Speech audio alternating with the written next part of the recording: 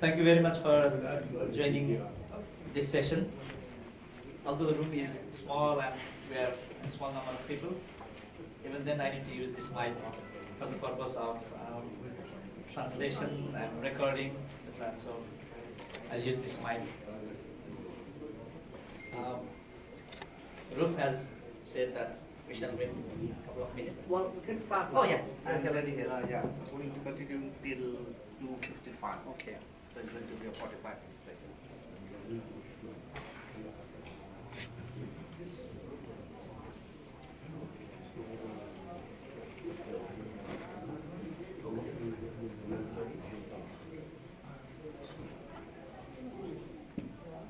Good afternoon once again. My name is Surya Narayan Srestha. I come from Nepal, National Society for Earthquake Technology, Nepal. I serve as the Executive Director of INSET. This afternoon, we are here to discuss about one of the key aspects of disaster risk reduction, that is promoting safer construction practices. And I'll be presenting things from our experience in Nepal, and that may be applicable to your context, in different contexts, or may not be. So basically I will be presenting here on our experiences, and you can always intervene and add questions or add ideas to this. This presentation is primarily focusing on earthquake hazards. And again, this may be applicable to other hazards also. Thanks to GNDR for giving us this opportunity to present.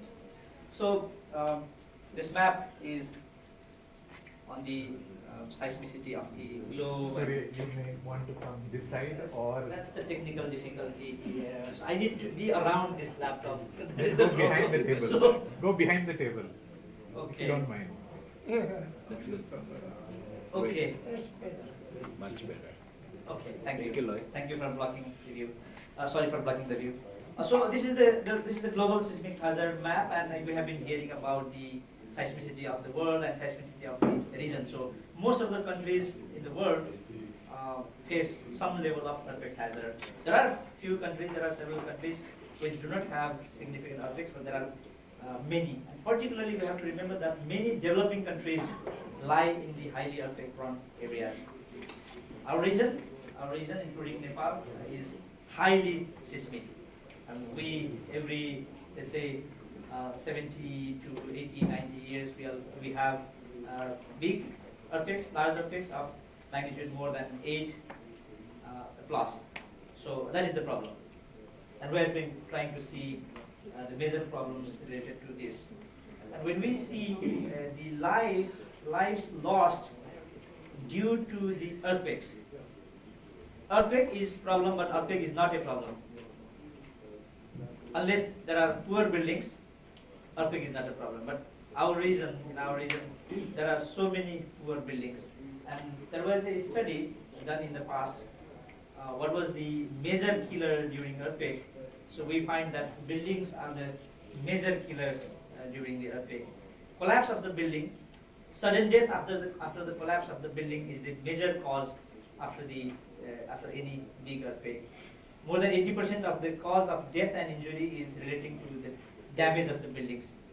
That's what researchers say in different parts of the countries. More than 80%. And when we specifically look at 2015 Nepal earthquake, it was more than 95% related to the building related death, or death immediately after the damage of the building caused by the injuries because of the damage of the building.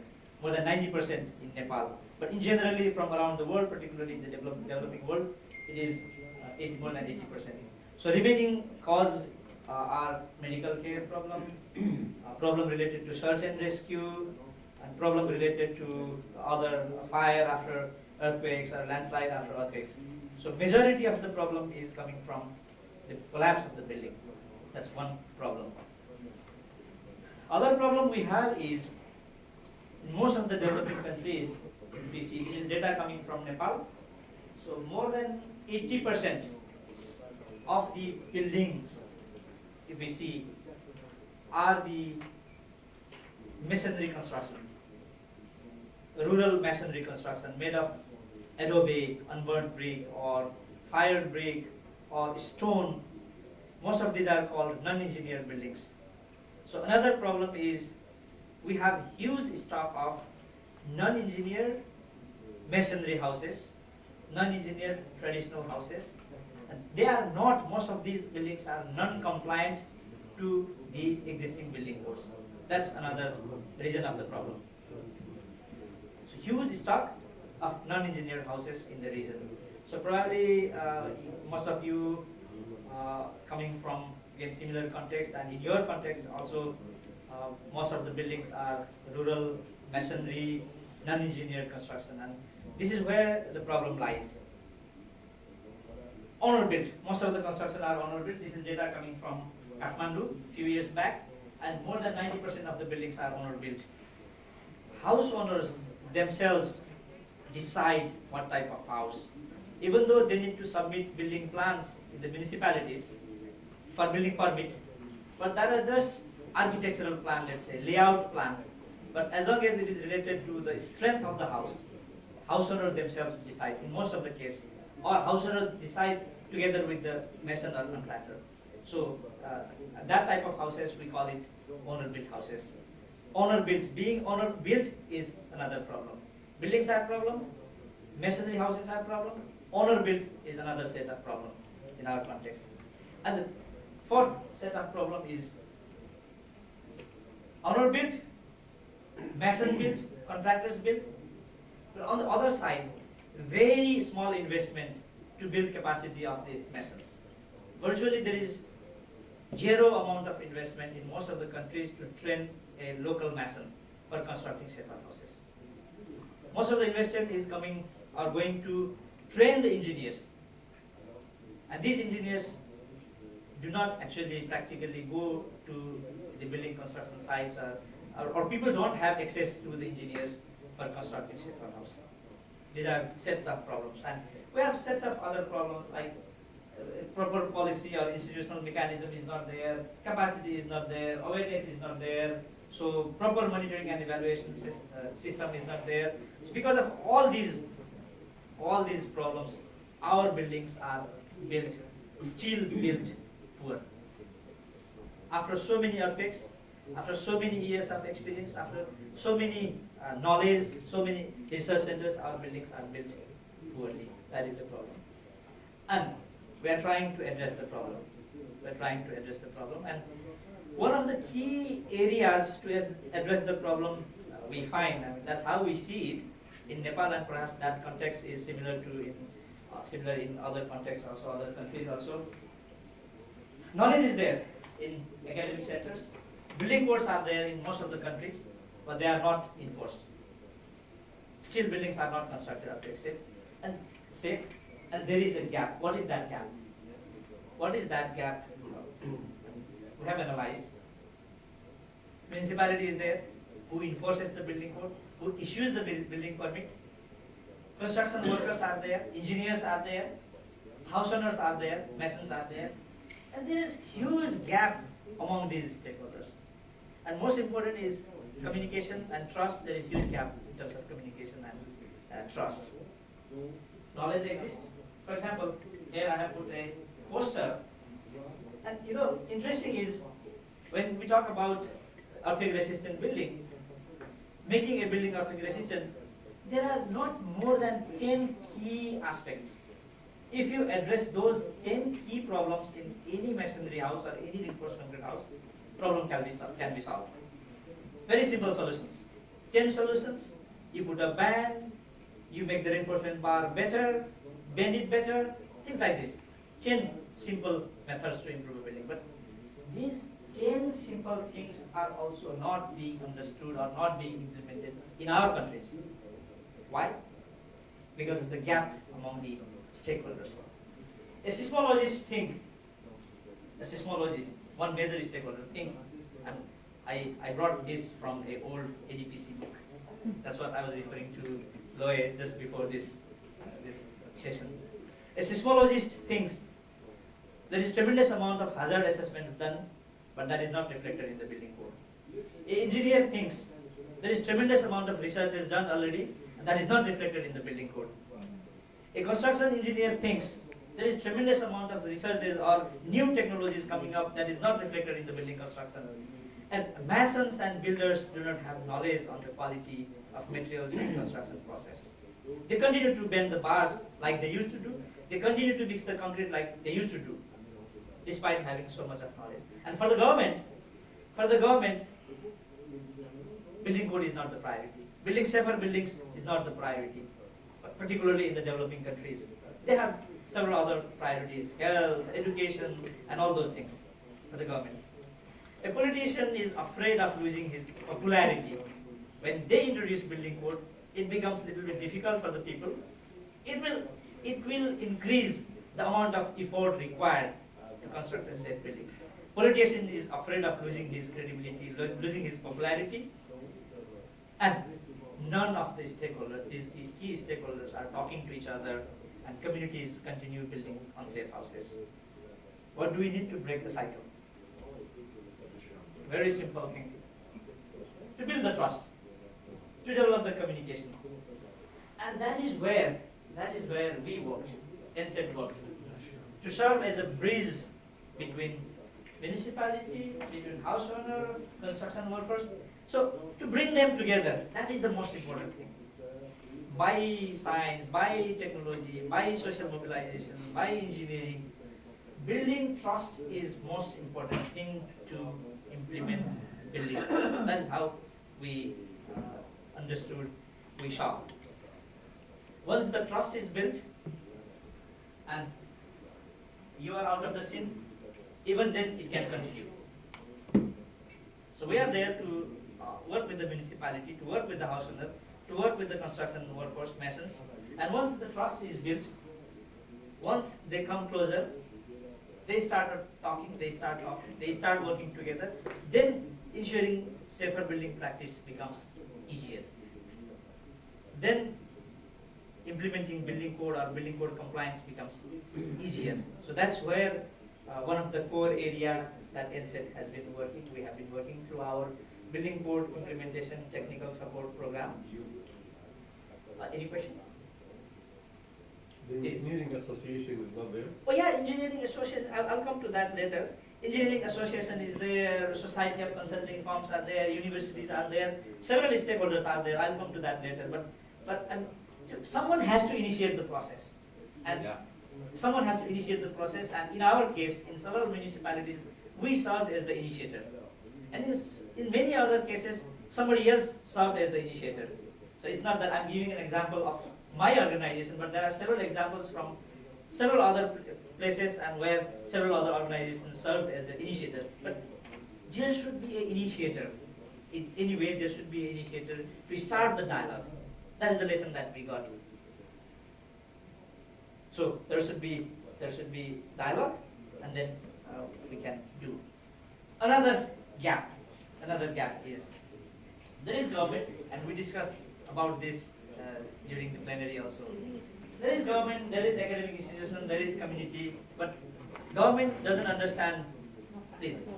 Question. Still want to give you a question or?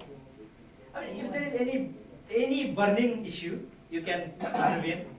It doesn't make sense to me that you concentrate on trust and not implement a law to make a law very simple with the trust to build a new house. Got to have the building code approved before. Interesting.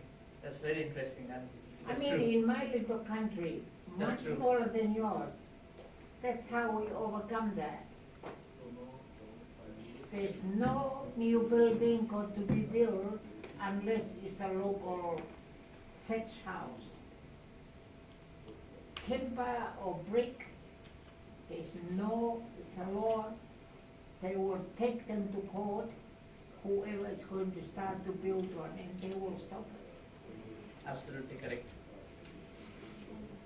But in our societies, in our culture, in our countries, enforcement of the law is very poor. Why? There are several reasons. There are several reasons in our countries. Enforcement of law is very poor. People violate, and government or the governing bodies are not able to punish. That's one thing. But the first thing is government itself is not much concerned about this. Government decides a building code just by seeing in some other countries. Government does not decide or approve building code, internalizing it. That's the problem. I'll come to that later. So huge gap between government, academia, and community. Government doesn't do research what community faces. Academics don't do research what community faces. What research done is not very much relevant to the community. Policies formulated not linked with the academia. Policies formulated not linked with the community. So there is huge gap, and we are trying to sort of bridge the gap through this building code process also. An example, we have worked in 30 municipalities of Nepal, more than 30 municipalities of Nepal, different parts of the country, and worked several years, but most focused last 5 years. And interestingly, I'll come to how we did and what we did later. But the result is, in drawings, in building plans, in 2012, compliance is less than 4%. Gradually, compliance increased to 20%. Gradually, compliance increased to 61% in drawings. Actually in the field, having building drawings compliant to the code is different than the buildings actually constructed compliant to the code in the field. Different. People don't build whatever in the drawings. They build it differently. So in the field, earlier the compliance was less than 10%, 5%, gradually increased to 14%, and then gradually increased to 47% in this 5 years process. How did we do that? I'm coming to that point. We invested for doing this process in 30 municipalities. We spent $1.8 million by ourselves from several sources, particularly USAID supported us. Municipalities put almost equal amount of money, $1.8 million, 30 municipalities. Total it is $3.6 million. So per municipality it is 720,000. Per year it is 720,000 for 30 municipalities. And doing all calculations. In our case, 400 buildings built per year in 30 municipalities, so that is 12,000 buildings. To ensure safety of buildings compliant to building code, it took just $300 extra amount for ensuring compliant to the building code through the process. And per municipality, it was like $2,400 per municipality per year. That was the amount of money spent for ensuring this building code compliance. And what is the cost of the building? Cost of the building is about Approximately. 2 billion Nepali rupees. I mean, average Nepali building, let's say, 2 million rupees. So that makes about $200,000. $200,000 for an average Nepali building. This is after the earthquake. I'm talking this before the earthquake. Everything before the earthquake. Yeah, 200,000 plus 300. Plus 300, yes. To make safe. Yeah, to make safe building. This is from the part of the government, from the part of people like us. But for making a building earthquake safe, if you have 200,000 house, then extra amount of money for technologies is less than 5%. So like 10,000 rupees, $10,000 extra. So with this amount of investment, we were able to reach the compliance up to that level. Now this process is still ongoing. What are the elements of that success, or elements of those ensuring compliance? Basically 3 things. Raise the awareness, build the capacity, build the institutions. These are the 3 major things we try to do in awareness, house owners, local leaders, municipal staff, capacity building of masons, contractors, engineers, institutionalization, municipal CEOs, mayors, engineers, ministry, departments. So training, capacity building, engagement with all these organizations help to ensure a safer construction. So these are the activities that we did. Public awareness, a lot of public awareness. I mean, she just left. Yeah. I mean, she raised a very important question about the insurance or ensuring safety by the government or by the policy, top down, very much top down. But in our case, top down alone does not work. It has to be bottom up also in our case. So awareness raising, a lot of awareness, public awareness raising, do rally, song competitions, folklore competitions, mass meetings, etc. to raise the awareness of several stakeholders. Annual Earthquake Safety Day, January 15th or 16th, we observe this day in commemoration of 1934 earthquake. We bring Prime Minister, ministers, secretaries, lot other experts from throughout the country, bring them together, lot of commitments, lot of discussions about the earthquake safety, students, street drama, workshops, training, and this is one of the interesting elements that we have been doing. This is a very simple shaking table.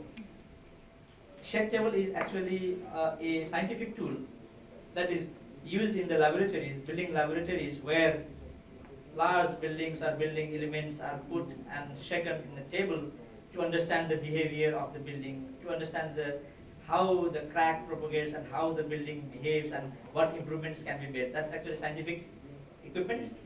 But we simplified the equipment, made a small table, mechanically shaken table, where we put conventional building and improved building, scale down. In this case, particular case, 1:10.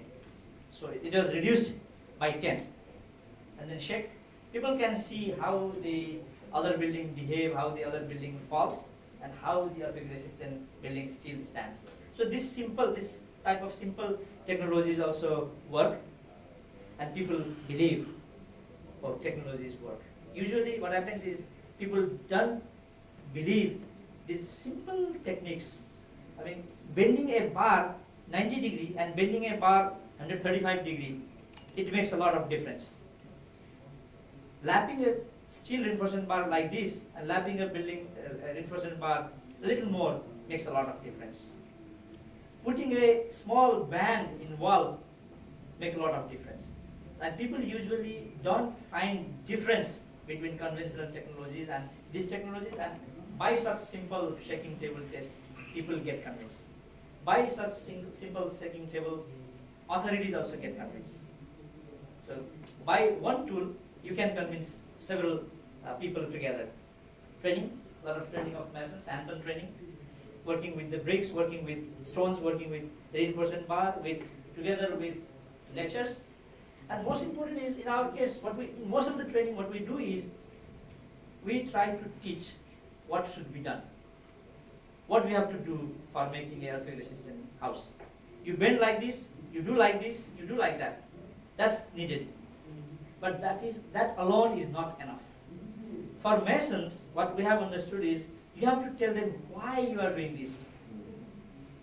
The key is, tell them why. Why you bend like this, or why you have to bend like this.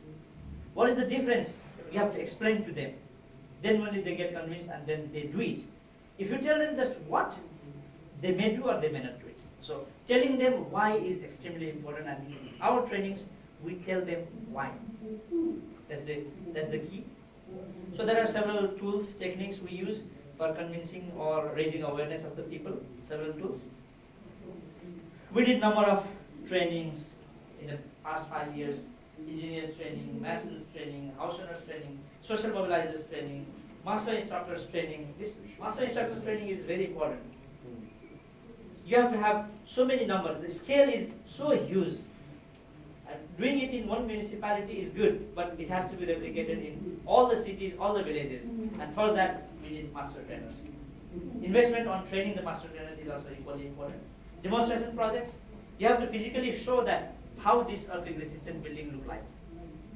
We have to physically show them, otherwise it is always confusing. Exchange and sharing, building energy database, design training, etc. So we did it in the past, and that helped us a lot in ensuring the building code compliance. The result-based monitoring and evaluation framework is also very important. So we said within 5 years, we'll make 60% of the houses building code compliance. Within 5 years' time, we said we will change the perception of the people. Within 5 years' time, we said we'll have a institutional mechanism set up. So these are some results-based or concrete results in our monitoring and evaluation system, and that's also needed. Otherwise, most of the time, what people think in building code implementation or any other thing, we are more concerned about the activities only. We did this many number of activities, we did this many number of training, we did this many number of awareness activities. So what? If the building code is not followed, if the buildings are not built according to the code, that doesn't make any sense. So what we said is, let's commit that we will build this percentage of the buildings earthquake safer, irrespective of number of trainings, number of awareness events. So that way help us to stick to the results. Sir, please. Please, sir. Well, I would like to share with you the experience of Pakistan after the 2005 earthquake. Most government-built structures collapsed in cities and in villages. And many houses, or I would say most houses, in villages also collapsed. But in cities, including Muzaffarabad and Mansara, were the two biggest cities, only 5% of the privately built houses collapsed. The houses did not follow any building codes. I'm not saying that we must not follow building codes, but I think it's very important to understand why in these two big cities, most of the houses whose owners did not care while building their structures, they did not consult architects, they did not consult any engineers, self-made houses, did not follow the building codes, but they stood to the earthquake. Now, learning from there, I don't know what was the situation in Kathmandu or in Nepal after the earthquake. Recently, I visited the city. I found very old buildings were still standing. I don't know how many government-built buildings collapsed. We need to look at that. What were the reasons? Because your organization had worked after the earthquake in Pakistan as well. And most of the houses built after the earthquake, they did not follow the building codes. Okay. Even after the earthquake? Yes. In Pakistan or In Pakistan. anywhere? Yeah. In Pakistan. I can talk about Pakistan. That's why I don't know what exactly the reason is or the solution is, but that's why our approach is 3 tiers. Bottom up, top down is also necessary. Policies and compliance or enforcement is also needed. But enforcement in paper, enforcement by law alone may not be enough if people don't follow it. And to follow by the people, it has to be internalized by the population, by the people. And municipalities, the cities, city governments also need to internalize it. And I'll talk more later. Internalization is something which is maybe cannot be done in few years. Internalization will take several years. So it requires sort of a longer term work maybe. So as a demonstration of safer building practice, we did retrofit of schools. More than 300 school buildings retrofitted already before the earthquake, 2015 earthquake, and it paid back. None of the retrofitted buildings collapsed during the earthquake. Even in the high intensity areas, none of the school buildings collapsed. And that demonstrated to the people, okay, retrofit works, or safer building practices works. And and particular to this case, many people after the earthquake took shelter in this school, and the school in the right hand side, that's a modern building, concrete building, but without following the building code, and that building got severe damage at the bottom of the columns. And it looks like it is standing, but it has got severe damage at the bottom of the columns, and this perhaps needs major retrofitting or needs demolition. Whereas this building, retrofitted, masonry building, mud mortar, stood the earthquake. So there are several of such examples which help build confidence of the population. So other impacts, 10 minutes there, okay, thank you. So I should be able to finish. So in this 5-year work, perception of the risk by the people had changed. Knowledge had changed, attitudes had changed, practice also had changed because of this 5-year intervention that we did. Tremendous change in the knowledge and practice and attitude. Change in the work of the masons. They are now, those who got training, they are now doing more sustained work. I mean, they retain their work. Usually, one get the training, they go outside of the country. But in our case, most of the masons are still there and working. Engineers are also continuously working. The retention is quite good. More than 70% retain their knowledge and skills. And quite interesting is we try to improve the institutional system within the municipality also. And to define a better institutional system, we define system of building permit, revenue, and technical capacity within the municipality. Try to read this, and within 5 years' time, you see tremendous change in the budget allocation by the municipality for building code, tremendous change in the institutional system. They have now separate building permit section and few people there, and the capacity of the engineers also tremendously changed from here to here. So through this process, institutional improvement process also, this ensuring building code compliance has changed a lot. So now the lesson is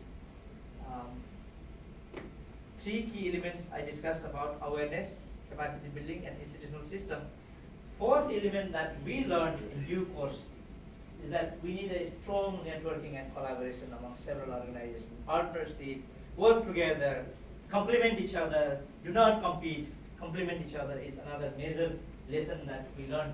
Municipalities are at the center, but we need to work with local champions, need to work with communication, media, need to work with political leaders, need to work with local volunteers, need to work with academic institutions, need to work with NGOs, CVOs, other NGOs, CVOs, professional societies like Engineers Association, consulting firms, and local geologist societies and others, private partners, private companies, private houses, the business companies also another major stakeholder. Government is of course there always at the top to guide through this process. It goes in a spiral form. I mean, it's not a cyclic form. It has to go in a heightened level of upgrading in a spiral way. So you do something, demo something, you improve something, and then make it or take it to the another level. That's how things should go. We're now replicating things in the reconstruction, also similar things in the reconstruction. Work with the institutions, work with the villages, work with the municipalities, do the trainings, and then trying to ensure the construction compliant to the building code. There are a few lessons. I'm highlighting the lessons. Comprehensive is required. Comprehensiveness is required in the program. It's not, building code alone cannot go. Building code has to be tied together with the community-based approaches. You tie it up with the emergency preparedness, search and rescue training, first aid training, etc. Then only it will work. Need to consider other related social aspects. And there are so many other issues. For example, I can give toilets, let's say.